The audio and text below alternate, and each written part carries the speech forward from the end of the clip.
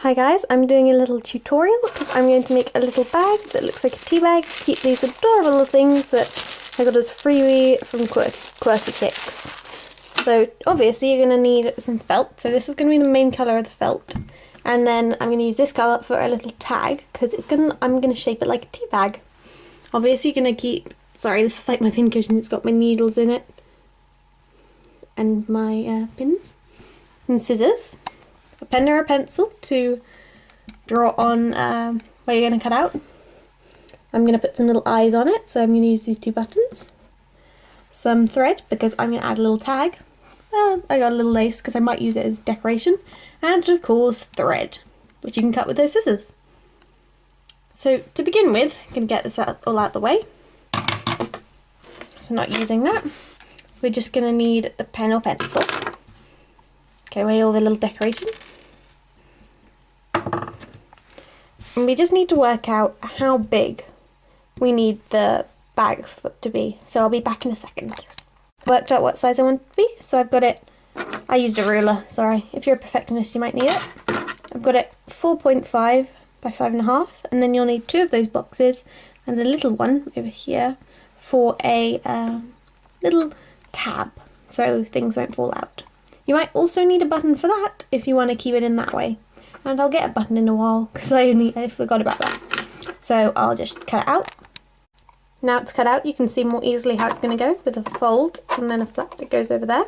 I cut the edges off so it's kind of more like an envelope for a tea bag.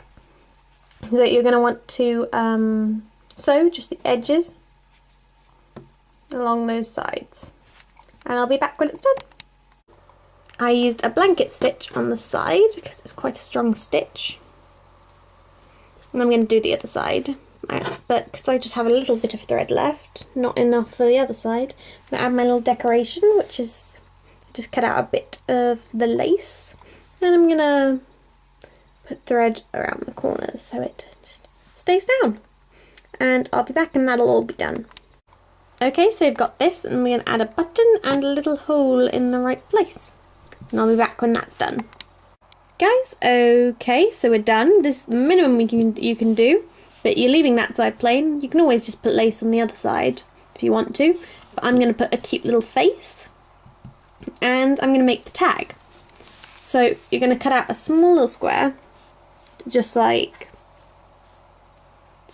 that size, and you can put a little pattern on it. Like I cut out this little heart. Ooh, this little heart with the extra cut-offs. From the corner that look like this. Oop, where is it? Too close. So it just cut it out from that. And then use, if you want it to look like a tea bag, some thread, or I just braided this a while ago and had no use for it, so I'm going to use that as the handle. And then after that, we're just going to put whatever you want to put in. So I'd recommend, like, if you don't have something like this, you just put some potpourri or just anything. That will be a cool little bag of small things. You can put your little clay creations or charms or necklaces in there if you want to. You can use it for anything.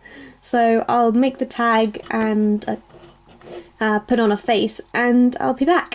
So this is what you'll end up with the little tag. You're going to need to cut a hole in for the thread to go through. You can use ribbon. And on the other side I just did some eyes, and I might add a mouth later, but not for video. So you want to get your, whatever you're putting inside. Sorry I have to do this one-handed.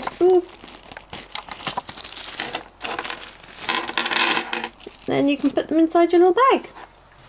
So you can try this out. So yeah, I'd recommend potpourri or like lavender, and then you'd probably have to keep it in this bag so it doesn't fall out if you've got really small things. But I think these are big enough not to fall out, right? So, hope you try this out and tell me if you do and how well it went. See you later, guys.